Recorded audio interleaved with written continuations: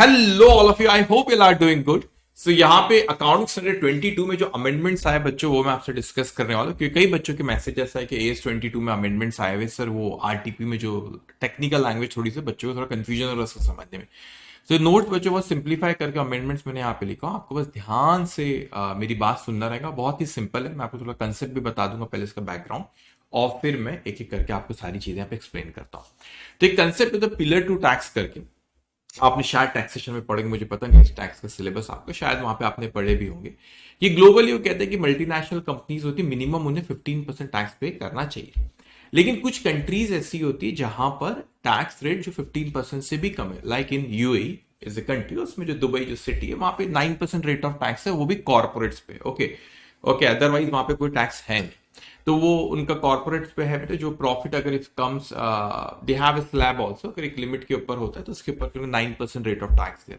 लेकिन globally minimum वो कहता है ओईसीडी करके organisation, that is OECD is organisation for economic cooperation and the development. उसके हिसाब से मिनिमम 15% ग्लोबली मिनिमम टैक्स होना चाहिए किस पे, मल्टीनेशनल कंपनीज के ऊपर। अब अब वो तो 9% ही पे कर रहे हैं वहां पे मल्टीनेशनल कंपनी सपोज, और वो कहता है मिनिमम यहाँ पे 15%, रिमेनिंग जो 6% है उसके ऊपर यहाँ पे बात चल रही। तो उससे रिलेटेड कोई अमेंडमेंट अकाउंट्स में 22 में, क्योंकि वो भी टैक्स के बारे में बात करता है एस 22। ओके, तो they say India updated accounts 22 explain how to account and disclose these new tax. तो हमको बताते हैं कि न्यू टैक्स को किस तरीके से इसका अकाउंट करना है, आप उसको डिस्क्लोज कैसे कर रहे हैं। तो अमेंडमेंट में उसने कुछ पैरा हमसे बोला, पैरा 2A में आया है, और फ्रॉम 32 टू 32D एंड 35। तो बेसिकली अगर मैं इसको यहाँ पे कहूं तो यहां पर जब ये आ रहा है तो ये क्या चीज आ रही है यहाँ पे, दैट इज ये para 2A, 32A, 32B, 32C and 32D, और यहां पर पैरा 35। ओके, इसमें ये चेंजेस है, बहुत सिंपल है, ध्यान से मेरी बात समझना बेटा। अब वो हमसे यहां पे कहते हैं पैरा 2A की अगर हम लोग यहां पे बात करें तो वो हमसे कहता है कि this amendment applies to taxes arising from the pillar 2 rules. Pillar 2 rules वही है कि मिनिमम इतना पे करना, उससे कम अगर आपकी कंट्री में टैक्स है तो वो मिनिमम डिफरेंस आपको पे करना होता है, including qualified domestic minimum top up tax and the global minimum tax under OECD pillar 2 model rules. These are called the pillar 2 income tax. So आपको मैं एग्जांपल देता हूं दुबई के through, because it will be easy for you, तो उनका क्योंकि वहां पे रेट ऑफ टैक्स कम है। तो मैं कहता हूं सपोज वहां पे the rate of tax is 9% income tax, ठीक है।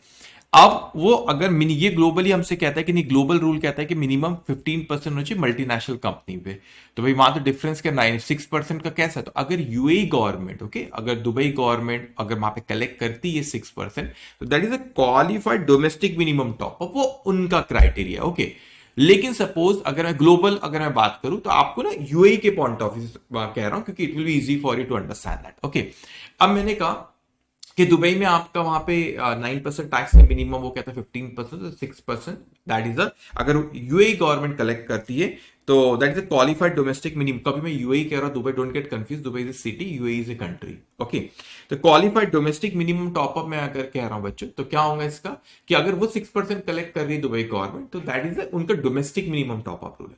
लेकिन सपोज वो नहीं करते, तो सपोज वो जो कंपनी है यूएई में, अगर वो सब्सिडियरी कंपनी और होल्डिंग कंपनी, अगर एग्जांपल के तौर पे मैं कहता हूं इंडिया में, तो Indian government has the right कि वो 6% वो कलेक्ट करे, तो that is the global minimum. Okay, what ever is that, so minimum वो कहता है हमको कि 15% हो ना, उससे कम हो रहा है तो जो भी कलेक्ट करे, डोमेस्टिक करे या ग्लोबली कोई कर रहा है, तो उसके बारे में कहता है कि अकाउंटिंग के पॉइंट ऑफ व्यू से हमें यहाँ पे बात करना है। तो हमसे कहते हैं सबसे पहले यहाँ पे कि कोई भी ये इंपॉर्टेंट पॉइंट है जो हमको अकाउंटिंग के पॉइंट ऑफ व्यू से, हमारे एडवांस अकाउंटिंग पेपर में जो हमारे रेलेवेंट है, कि उस पर कोई भी डेफर्ड टैक्स एसेट और डेफर्ड टैक्स लायबिलिटी हमको क्रिएट कर, बस इसको ख्याल रखो। अगर वहां पे पॉइंट आता है एग्जाम में तो ध्यान रखना कि सिंपल सी चीज है, हमको उसके ऊपर कोई deferred tax asset, deferred tax liability create करना ही नहीं है, बात खत्म। ओके, इस किसके ऊपर, ये पिलर टू टैक्सेस पे जो डिफरेंस की बात, पिलर टू टैक्सेस के ऊपर कोई भी हमको डेफर्ड टैक्स एसेट और लायबिलिटी क्रिएट करना ही नहीं आया, तो उसको इग्नोर करते हैं, उसको अपने करना नहीं हो कहता। अभी तो पैरा 2A कहते थे हमको, लेकिन कुछ पैरा हमको यहाँ पे उसने कहा पैरा 30, वो हमसे कहता है यहाँ पे कि पैरा यहाँ पे 32A से लेके 32D तक भी हमसे कुछ कहता है। ओके, तो क्या कहता है, सिंपल डिस्क्लोजर के पॉइंट ऑफ व्यू से कह रहा है। So, presentation and disclosure requirement para 32 है, वो कहता है कि state that exemption is apply, या आप बोलो कि भाई हमको यहां पे पिलर 2 में टैक्स लग रहा है, लेकिन हमको उसके बाद कोई भी डेफर्ड टैक्स एसेट लायबिलिटी आपको बताना नहीं, क्यों? क्योंकि AS 22 हमको नहीं बोलता है। तो यहां पे कहता है कि the enterprise must disclose it did not recognise deferred tax asset, उसने रिकॉग्नाइज नहीं किया है। आई एम नॉट सेइंग हम टैक्स नहीं पे कर रहे हो, हम उस रूल के अंदर टैक्स पे कर रहे होंगे, उसकी अकाउंटिंग भी करेंगे टैक्स पे करने की, मेरे पीनल में भी आएगा।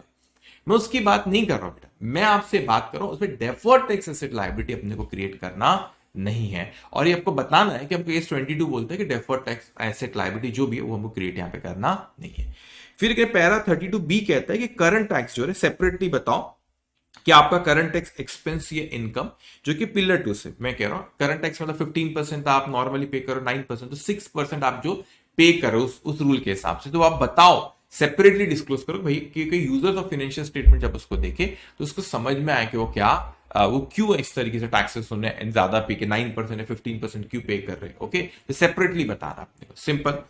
उसके बाद पैरा 32C कहता है कि भाई when the law is enacted but not it effective, मतलब लॉ मतलब उन्होंने बोल दिया है कि ये तो लॉ आ गया, आप डिक्लेयर कर दिया गया लॉ, लेकिन एप्लीकेबल सपोज हमारी इंडियन गवर्नमेंट की थी कि आने वाले सालों में होगा, तो आपको बेसिकली यहां पे बताना इफेक्टिव आगे होने वाला है, तो अपने को ये बताना है कि उसकी वजह से हमको क्या इफेक्ट होगा।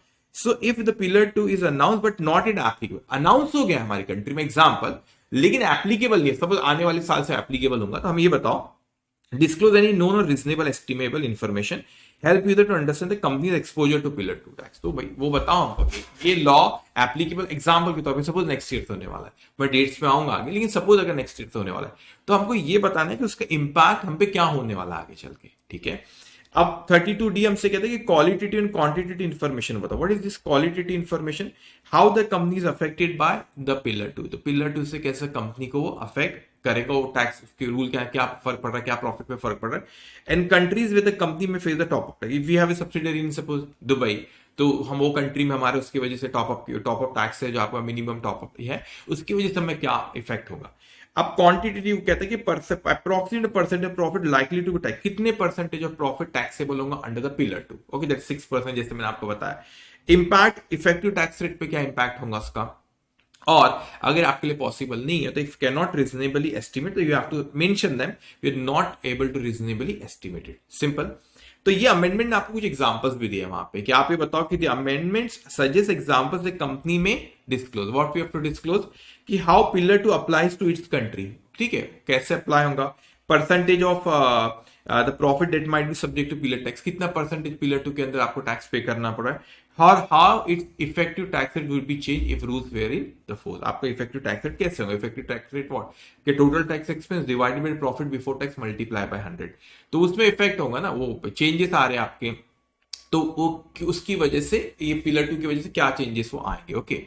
और उसके बाद वो कहता है एक चीज, ये मैंने आपसे कहा था कि एक चीज आपने ख्याल रखना कि no deferred tax asset liability, आपको उसकी अकाउंटिंग नहीं करना है, मगर ऑब्वियसली टैक्स पे करो उसकी अकाउंटिंग होगी, सेपरेटली डिस्क्लोज भी करना है अपने को, ठीक है, लेकिन डेफर्ड टैक्स एसेट उसके ऊपर लायबिलिटी उसके ऊपर क्रिएट नहीं करना है। बस ख्याल रखना डिस्क्लोजर करना है, जो डिस्क्लोजर 32A से 32D बोलो डिस्क्लोजर करना है, लेकिन आपको एक ख्याल रखना किसी एंटिटी को डिस्क्लोजर भी नहीं करना है। किसको डिस्क्लोजर नहीं करना है, बस इतना ख्याल रखना, नॉन कॉर्पोरेट एंटिटीज, आपको पता है कॉर्पोरेट नॉन कॉर्पोरेट होती है, नॉन कॉर्पोरेट एंटिटी में जो लेवल 2, 3, 4 है उनको डिस्क्लोज भी नहीं करना है, ठीक है, डिस्क्लोज भी नहीं करना है जो 32 से 32। क्यों डिस्क्लोज नहीं करना है, पे छोटी है ना, ये तो कंपनी भी नहीं है, ओके। वो अब वैसे लेवल 2, 3, 4 नहीं बोलते, एमएसएमई बोलते हैं, आरटीपी में लेवल 2, 3, 4 करके ऐसे बोले, और एमएसएमई भी वर्ड इसके, that's why I am using it. Level 2, 3, 4 को एप्लीकेबल नहीं है, डिस्क्लोज भी करना उनको नहीं है, बाकी सबको करना, बस इतना ख्याल रखना। अब इफेक्टिव डेट इसकी कौन सी है, पैरा 35 डेट्स के बारे में कहता है कि पैरा 2A और 32A इमीडिएटली एप्लीकेबल हो जाएगा, पैरा 32B और 32D से बेटा वो आपका 1 अप्रैल 2024 से एप्लीकेबल है, और 1 अप्रैल 24 टू 31 मार्च 25 के बीच में इंटरिम रिपोर्ट बना रहे हो आप अगर, तो उसके लिए भी एप्लीकेबल नहीं था, नो डिस्क्लोजर रिक्वायर्ड उन्होंने बोले। लेकिन ऑलरेडी 31 मार्च 25 तो जा चुकी है ना, वो तो पुरानी बात हो गई, अब सबके लिए एप्लीकेबल है, लेकिन क्या डिस्क्लोजर से, और इनके लिए डिस्क्लोजर भी, अकाउंट तो करना ही नहीं डेफर्ड टैक्स एसेट और लायबिलिटी, दो चीज अलग है, इसको ख्याल रखना। डेफर्ड टैक्स एसेट लायबिलिटी नहीं अकाउंट करना है बेटे, ओके, लेकिन जो टैक्सेस पे करे वो तो अपने को करना पड़ेगा ना, वो अकाउंट प्रॉपर होंगे, जैसे अकाउंट सेपरेटली उसको डिस्क्लोज भी करना। अब एग्जामिनेशन के पॉइंट ऑफ व्यू से आपने क्या ख्याल रखना कि applies to pillar two global minimum tax, ये इंपॉर्टेंट है। No deferred tax asset liabilities के ऊपर डिस्क्लोज करंट टैक्स को अपने को सेपरेटली डिस्क्लोज करना है, क्वालिटेटिव क्वांटिटेटिव इन्फॉर्मेशन वो डिस्क्लोज करना है, एमएसएमई के एग्जाम्प्टिव का एप्लीकेबल है नॉन कॉर्पोरेट एंटिटी इफेक्टिव 1 अप्रैल 2024 से, ठीक है। तो डन। तो इसको आपने ख्याल रखना एग्जामिनेशन के पॉइंट ऑफ व्यू से। अगर कोई भी चीज कहना है बच्चों तो कमेंट सेक्शन में लिखो, मुझे अच्छा लगता है आप कुछ कहते हो कुछ पूछते हो तो ओके।